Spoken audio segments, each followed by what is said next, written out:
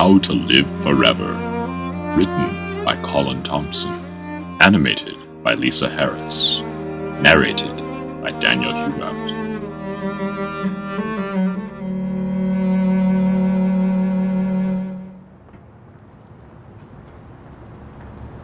In a quiet street of tall trees, there is a library with 1,000 rooms. On the shelves are copies of every book that has ever been written. But one book is missing. 200 years ago, someone hid its record card under the bottom drawer of a filing cabinet, and the book quietly vanished. The book is called How to Live Forever.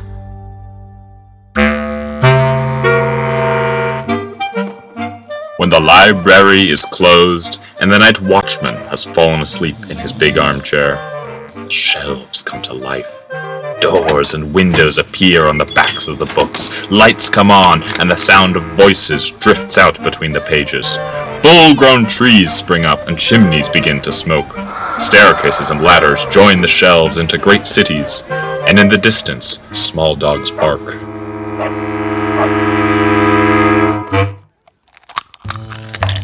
On a shelf of cookbooks, beginning with the letter Q, in a book called Quince's, lived a family named Robinson, a mother, a father, a serious girl named Lucy, and a boy named Peter. Peter was the only person who knew about the missing book. One night his cat, Brian, chased a mouse into the filing cabinet, and when Peter squeezed in after him, he found the card. When he went to get the book, there was only a dark, dust-filled gap. Peter decided that no matter what he had to do, he would find the lost book. "If I can find it," he said to Brian, "we will never grow old." Every night for the next 2 years, Peter and Brian searched for the book. On the shelves near the empty spaces, there were books about age-old medicines and health books full of exercises and salads.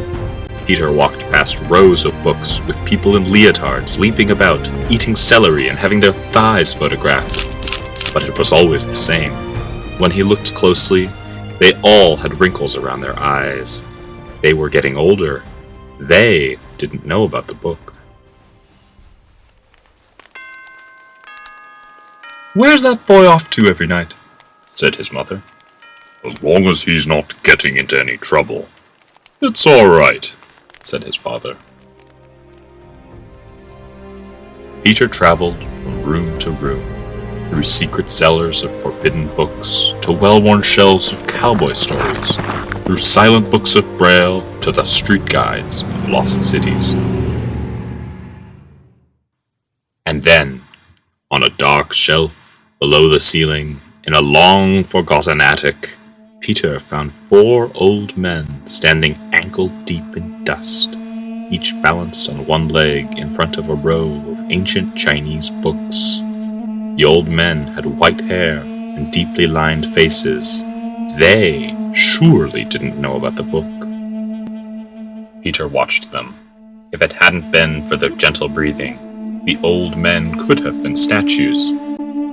"Welcome," said the first old man. He put his foot down very slowly so as to not disturb the dust, and bowed.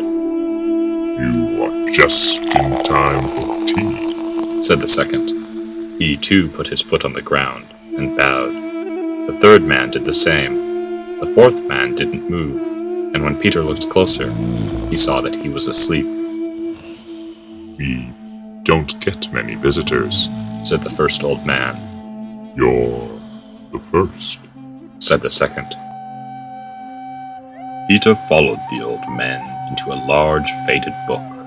It was filled with a scent of spices and ancient memories. Beautiful carpets lined the floors, and red-lacquered shelves crammed with 1,000 treasures filled the walls.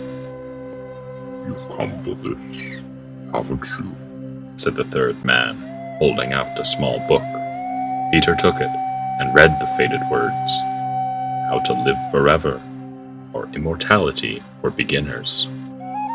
Peter couldn't understand it. If these 4 old men had the book, why were they so old? He thought for a moment. "It doesn't work, does it?" he said. "Oh, yes, it works," said one of the old men. Well, why? Began Peter. Why are we so old? Yes, Follow me, said the old man. and I will show you. He led Peter through the door into a Chinese garden. It was the most beautiful place the boy had ever seen.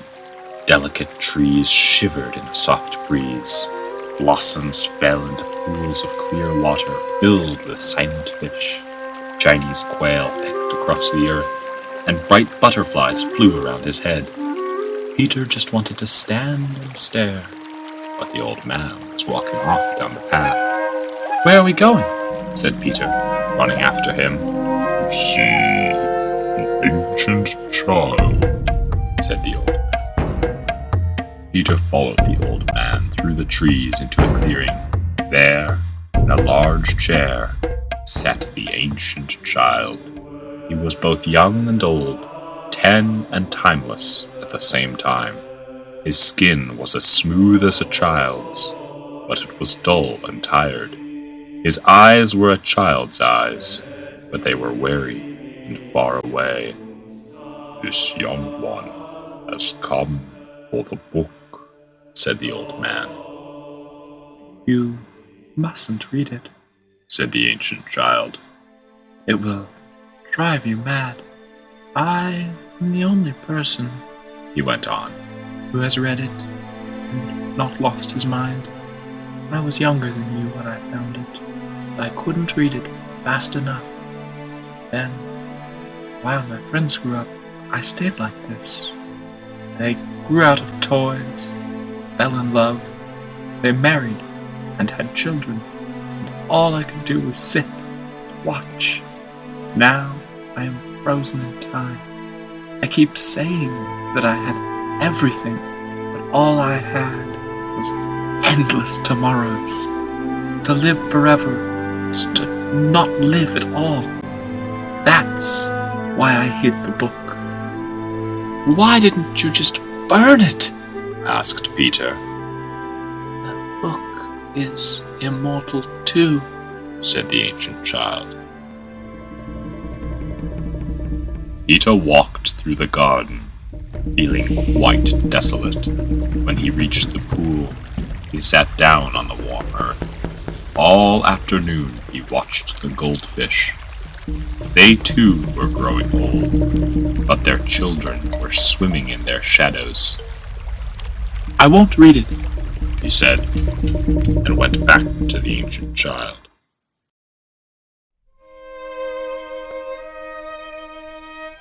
You are wiser than I was, said the ancient child, and led him back to the world.